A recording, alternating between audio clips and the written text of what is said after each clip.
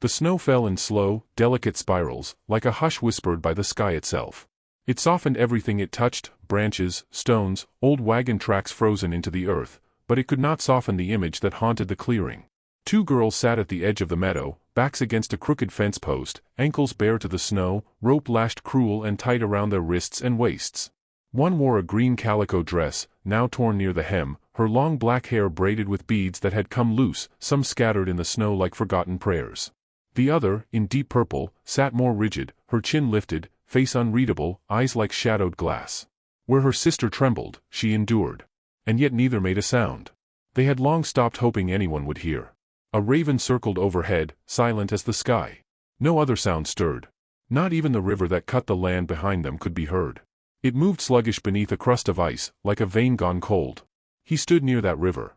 Tall as two men and broad enough to make the trees look narrow, he watched from a distance, as still as the snow around him. His chest was bare despite the cold, scarred and weathered like an old pine. A thick black hat cast a shadow over his face. Steam curled faintly from his back where snow melted, as if the chill dared not linger too long on him. His boots, dark and heavy, sank deep with each silent step forward. He had been watching them for an hour. Not because he didn't know what to do, but because he didn't know what to feel. Men had done this. Men with spurs and smirks and maps in their pockets. Pioneers, they called themselves. Settlers. As if naming cruelty made it noble. They'd passed through days ago, he'd seen the smoke of their campfire miles off and stayed away. He knew their kind. He'd once ridden with them. Before the war. Before his brother's face had vanished beneath red mud and rifle smoke. He hadn't spoken a word since November. Still he stepped forward now, through the hush of the world, boots crunching softly over the frostbitten earth. The girl in green turned her face toward him, eyes wide with a flicker of something not quite hope. Her lips were blue. A small cut bloomed at the edge of her mouth, delicate as a petal. The other girl did not look. She stared ahead, unblinking, as if even the wind had to earn her trust. He knelt beside them. No words. Just motion. He reached into the pocket of his coat, now draped over one thick arm, and pulled out a knife. The metal glinted faintly. Slowly, deliberately, he pressed the flat of the blade into the snow beside them, showing them it was meant for the rope, not for harm. The green-dressed girl flinched anyway, body curling like a leaf at first frost. The purple-dressed one said nothing. But her fingers twitched slightly, permission. He began with her. The rope was thick, rough. He worked gently, careful not to pull too fast. When it came loose, she didn't move. Didn't even rub her wrists. Only turned her head the slightest inch, eyes meeting his at last. He did not look away. The green-dressed girl whimpered as he turned to her, tears freezing at the corners of her lashes. He paused. Shifted the knife back into his belt. Then he pulled off his coat entirely and draped it around her shoulders before touching the rope. She sobbed once into the fabric. By the time the last knot fell away, his hands were stiff with cold. He stood again and looked down at them, not like a man who had done something noble, but like someone who had merely undone a wrong. They made no move to rise. He didn't speak. He simply turned toward the tree line behind him, the one that curled downhill toward a narrow trail veiled in frost, and began to walk. After a few paces, he paused and looked back. The green-dressed girl had taken the purple-dressed one's hand. They were both watching him. He nodded once. They stood on trembling legs, leaning on each other like saplings bent by wind. She still wore his coat. The taller sister kept one hand near her waist, where a knife might one day hang again, though it was gone now. They followed. The trail led them beneath black-limbed trees, through a quiet so pure it rang louder than thunder. The only sound was the brush of snow sliding from branches, and the breath of three people who had not spoken, but had already begun to understand one another. It was almost night when they reached the cabin. Small, humble, nearly swallowed by the pines around it. Smoke curled from a chimney made of stacked stone. A broken horseshoe hung above the door. No charm, just memory. He pushed the door open and stepped aside. They hesitated at the threshold. Then the green-dressed girl stepped in, drawing her sister with her. The warmth hit like sunlight. A fire crackled inside, low and steady. A pot hung above it, steam rising from a stew of root vegetables and salt pork. It smelled like kindness. He entered last and shut the door behind them. The wind tried to follow, but he barred it with one thick arm. He walked to the fire and crouched, stirring the pot. Still silent. Then he poured broth into 3 tin cups and handed them out. The girls sat near the hearth, close together, knees drawn to their chests. Steam curled around their faces. Their eyes remained wary, but their shoulders had lowered. He sat by the far wall, near the door. Between them and whatever might come. No names were given that night. None were needed. The green-dressed girl fell asleep first, leaning into her sister. The purple-dressed one stayed awake, her gaze drifting to the fire, then to the man, then to the roof beams above her. Her expression did not change, but her eyes lingered. Outside, the snow continued to fall, wrapping the world in silence once more. The wind moved through the trees, but it no longer sounded angry. Only tired. Inside the cabin, something old had begun to warm again, not just hands or feet, but something deeper. Something forgotten by those who hurt, and remembered only by those who endure. The giant cowboy closed his eyes for the first time in days, the weight of silence still on him, but softer now. Tomorrow would come. But tonight, no one was tied to anything. Morning came slow and silver, sifting through the frost-rimmed window panes like the hand of something ancient and patient. The fire had died to a red whisper in the hearth, but the warmth still lingered, clinging to the wooden walls, curling around the edges of worn quilts, and resting soft upon the sleeping forms near the coals. The green-dressed girl stirred first. She sat up, blinking, the giant's coat still around her shoulders. Her breath fogged faintly in the cold air. She looked down at her sister beside her, still asleep, still clutching the folded piece of cloth that had once bound her wrists. Not out of fear. Out of memory. Across the room, the man sat near the door, as he had all night. His hat was gone. Thick black hair, unkempt and damp from snowmelt, fell to his shoulders. His boots were still on. He hadn't slept. He'd only watched, the same way one watches a hearth to make sure the fire doesn't forget to burn. When she met his eyes, he nodded, small, slow, like tipping a brim that wasn't there. She lowered her gaze and wrapped the coat tighter. Without a word, he stood and walked to the pot. He stirred what was left of the stew, then ladled it into 2 chipped bowls. One he placed near the hearth, within reach of the girls. The other, he took for himself, returning to his place by the door. By the time the purple-dressed girl awoke, the cabin was filled with the soft sounds of spoons scraping wood. She looked at her sister, then at the man, and then sat up without comment, accepting the bowl offered to her. They ate in silence. But it was no longer the silence of strangers. Outside, the snow had stopped. The forest looked brushed clean, glittering beneath the gray-blue sky. Smoke curled gently from the chimney, blending with mist that rose from the thawing pines. Somewhere, far off, a hawk cried. The world hadn't ended. It had simply waited. After the bowls were rinsed with melted snow, the man stood again and brought out a bundle from a shelf tucked high beneath the roof's low beams. He unwrapped it gently, a necklace, broken and tangled, turquoise stones strung together on worn sinew. Beads missing, thread snapped in 2 places. He held it out, not as a gift, but a question. The girl in purple reached for it slowly, her fingers brushing the edge. She took it into her lap. Her thumb moved over one of the stones. The color in it had dulled, but still it held the memory of sunlit rivers and laughing summers. She looked at him then, not as one looks at a rescuer, but as one looks at a man who has chosen to remember what others forget. That afternoon, he left them the cabin. Not in abandonment. In trust. He had horses to feed, traps to check, and firewood to split. He pointed to the stewpot, then to the stores, flour, beans, dried meat. He gestured toward the water bucket beside the door. Then he stepped out into the snow, axe slung across his back, the door closing behind him with a quiet thud. For a long time, the sisters did not move. Then the green-dressed girl stood and walked to the window. She watched him stride between the trees, his form too large for the forest, yet somehow part of it. He swung the axe like it was made of paper. Each log cracked beneath it like it wanted to. She stood there for what felt like hours. The other began to move around the cabin. Not cautiously, but deliberately.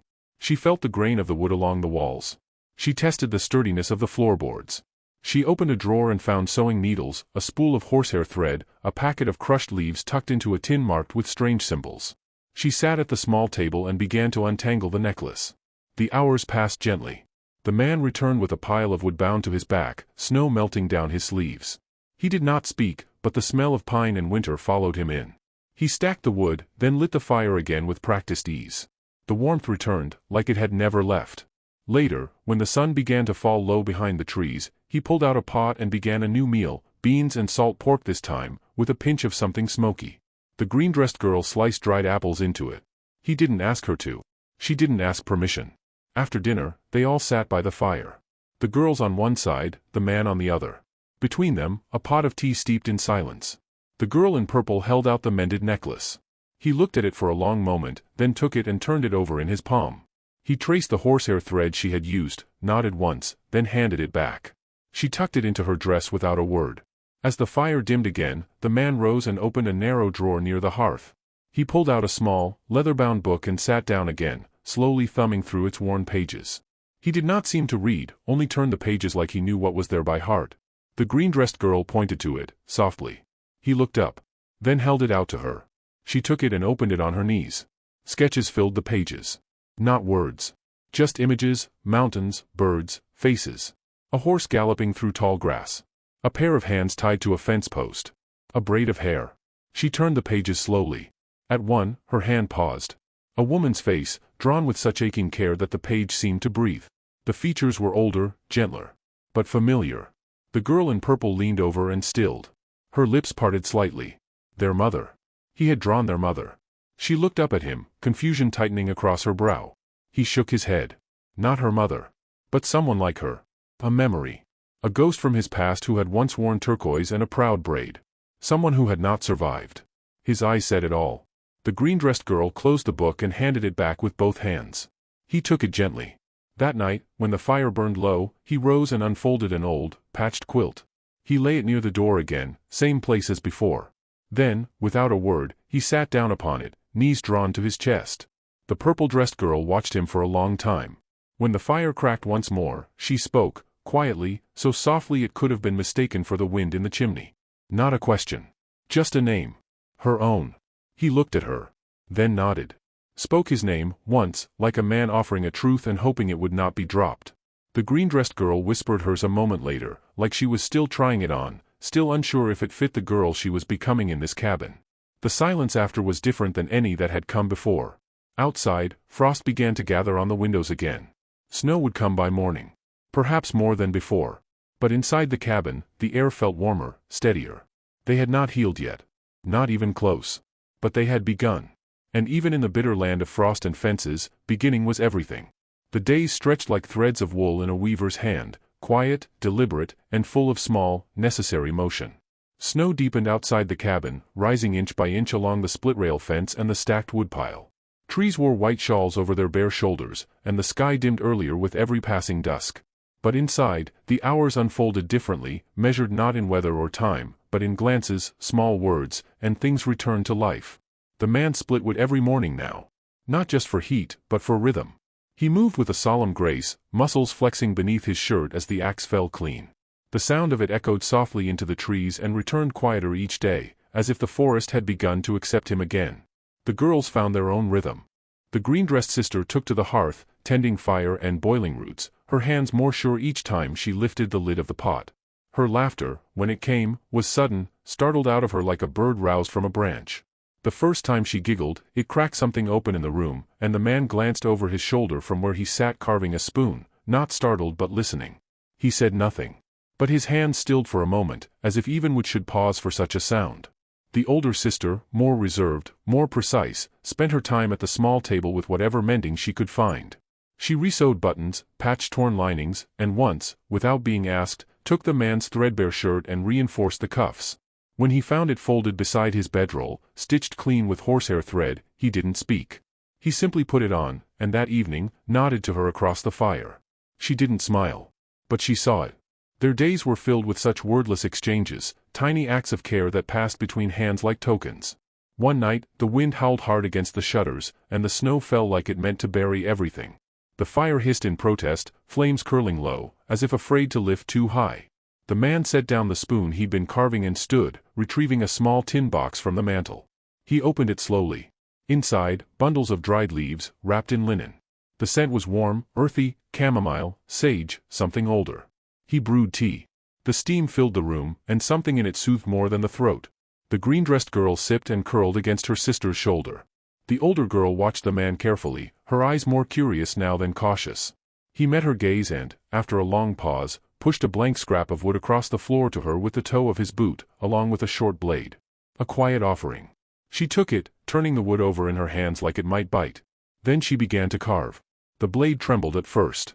But so did the world before it learned how to hold mountains. Later that same week, the snow eased, and light filtered down through the trees in slanting, golden shards. The green-dressed girl asked to help with the horses. She mimed the motion with her hands, pointed to the stable, then to herself. The man studied her a moment, then nodded. He handed her one of his scarves and led the way. Outside, she sank to her knees more than once, still weak from the days before, but she smiled through it. He taught her how to brush the mare without spooking her, how to refill the trough, how to read the stiffness in the horse's flank like words. She learned quickly. She had the kind of attention that only people who've had everything taken learn how to give.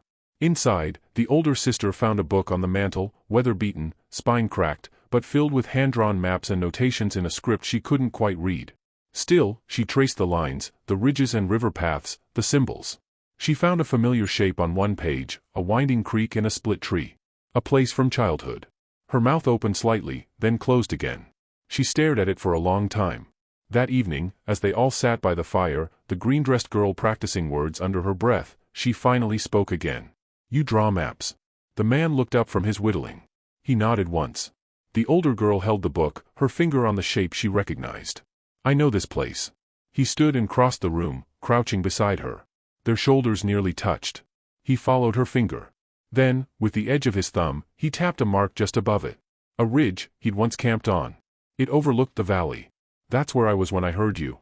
She looked at him sharply. The first scream. Days back. He sat again, slowly. No pride in his voice. Just truth. She closed the book. That night, after the green-dressed girl fell asleep by the fire, curled with a scrap of quilt and the carved spoon he'd finally finished, the older sister stayed awake. She watched the man as he stood at the doorway, eyes to the trees. Snow fell in flakes now, soft, like forgiveness. She rose and crossed to him. Outside, the moon spilled silver over the clearing. His breath rose in clouds. He didn't look at her. "You could have left us," she said. He didn't move. She stepped out onto the porch beside him. "You could have just kept walking. Men have before." He looked down, not at her, but at the prints they'd all left behind. Her voice was steady now, like a creek in spring. "Why didn't you?" He turned then, slowly. His voice was low, worn by time. "Because I know what it's like to be left." She said nothing for a while. Her hand brushed against the wood railing, fingers pale in the moonlight. "And the woman in the sketchbook?" His jaw tightened. "She didn't get saved." The wind shifted. Her breath caught, not in fear, but in something deeper. Recognition. She stepped back inside.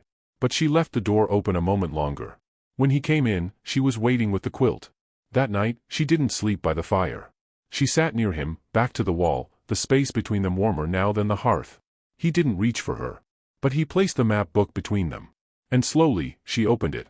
In the quiet hours before dawn, as the fire dimmed again and snow blanketed the land outside, they traced lines together, rivers and scars, paths through mountains, and places no one else had ever marked. Some fires don't burn with flame. Some just stay lit, deep and low, waiting for someone to sit beside them and believe they are warm. The storm returned on a Thursday, gray and heavy, brushing the trees with a hand colder than before. It didn't howl, it pressed. The snow fell sideways, slanting like arrows through the forest, piling fast against the cabin walls and swallowing the fence until only the tips of the posts showed. Even the river quieted, frozen beneath a sheet of white silence. Inside, the fire danced taller than usual, fed often, guarded closely. The man chopped kindling like a ritual now, eyes flicking toward the window every so often. His jaw was set tighter, shoulders wound beneath the wool of his coat. Something had changed. They all felt it. The green-dressed girl noticed it in how he placed his boots by the door, heels out, ready. The older sister noticed it in how he checked the latch 3 times before nightfall, how his rifle stayed closer now, always within reach, leaning quietly in the shadows by his bedroll. Danger did not knock. It waited. And it left signs. That morning, the girl in green found a scrap of cloth near the coop, a red thread knotted in a way that didn't belong to any of their clothing. Too clean. Too deliberate. A message meant to be missed, but not by him. He held the fabric in his hand for a long moment before tucking it into the pocket of his coat. Then he turned and quietly began checking the windows. He didn't explain. He didn't have to.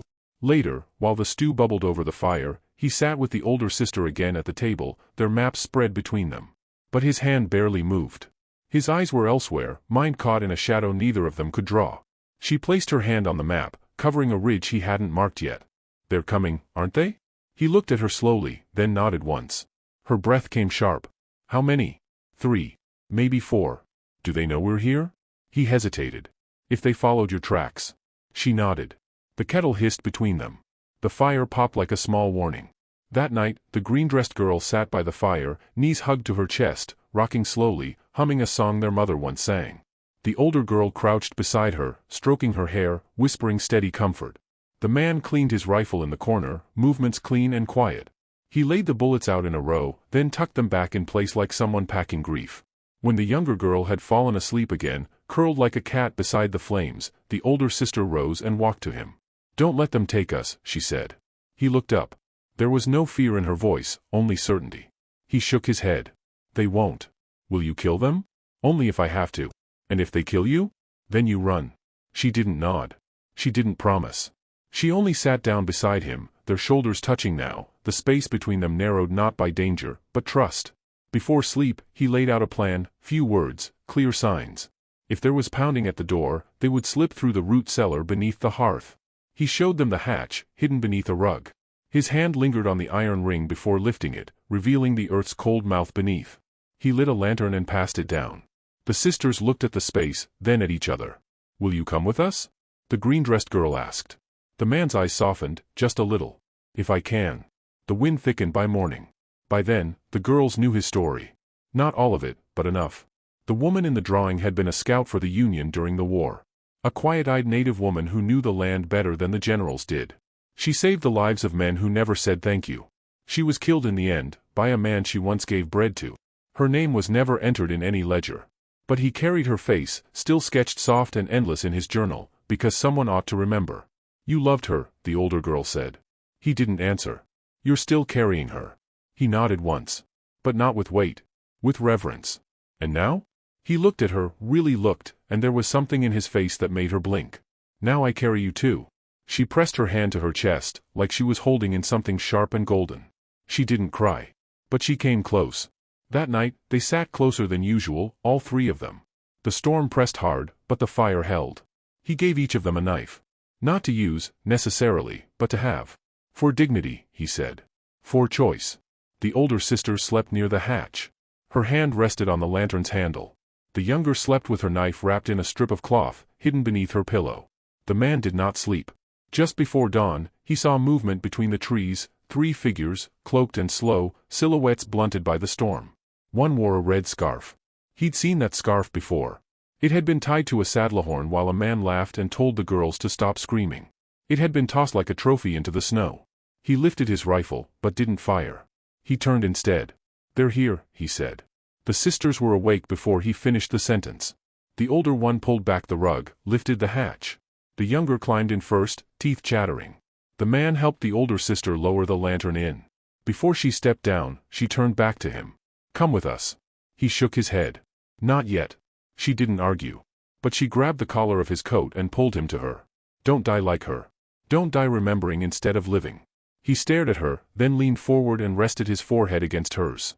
"I'm not dying. I'm planting myself. And I'll still be here when the snow clears." Then she disappeared into the earth. He closed the hatch.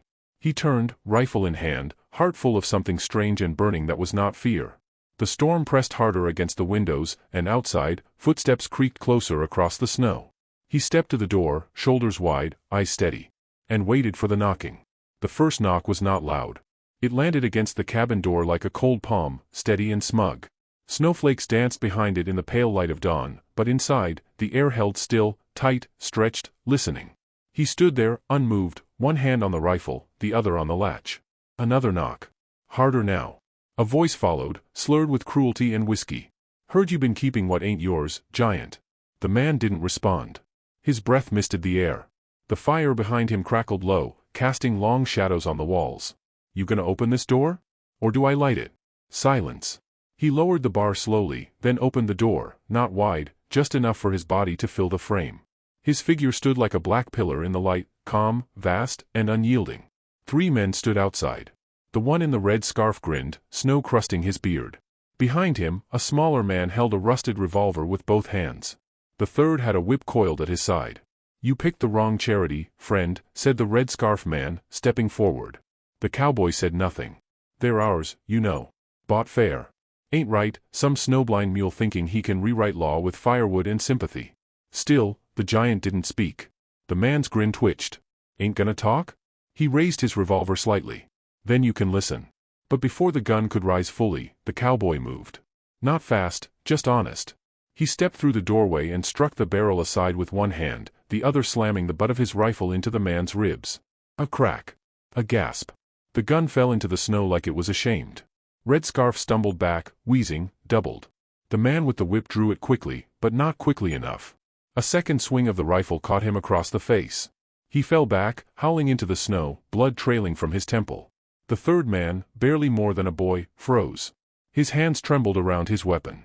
The cowboy didn't approach him. He simply looked. The boy blinked, dropped the revolver, and ran into the trees. The fight ended there. Not in violence, but in decision. Red Scarf wheezed on his knees. You'll hang for this." The cowboy crouched slowly, grabbed the red scarf, and tore it from the man's neck. He tossed it into the snow and let the wind take it. "I already did," he murmured. He didn't kill him. He didn't need to.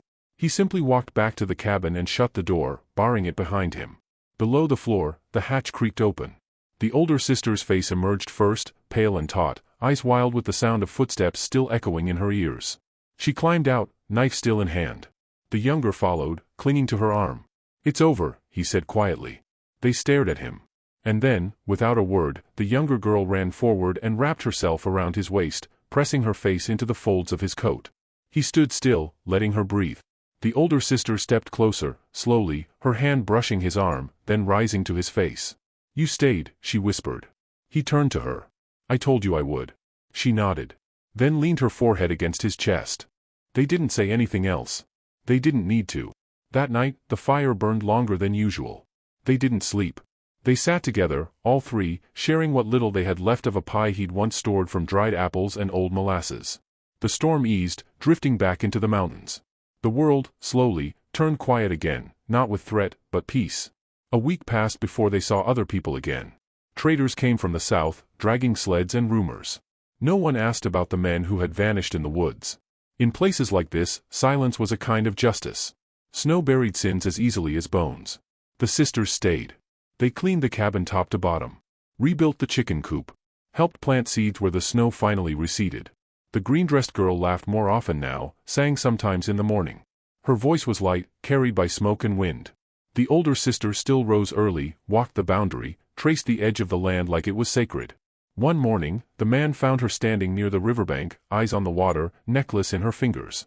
He stood beside her, quiet. She didn't look at him right away. "I never thought I'd feel safe again." He didn't speak. She turned.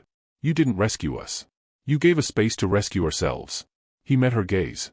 "You were never broken." She breathed in slowly. "Neither were you." They stood there a long time. Then she reached into her pocket and pulled out a folded piece of paper. "The map." She unfolded it slowly. "There's a ridge, 2 days north of here. Our people once gathered there. I want to see it again." He looked at the map, then at her. "You want to go? I want you to come with me." He nodded. "Then let's go." As they walked back to the cabin, the snow behind them melted gently in the morning sun. The wind whispered through the trees, not in warning, but in remembrance. Inside the cabin, the fire waited, a low, steady warmth. And outside, the land began to thaw, slowly, softly, where footprints had been, where kindness had stood, where the snow had once held sorrow, but now carried something gentler. Because the snow, after all, remembers. And it always remembers who was gentle.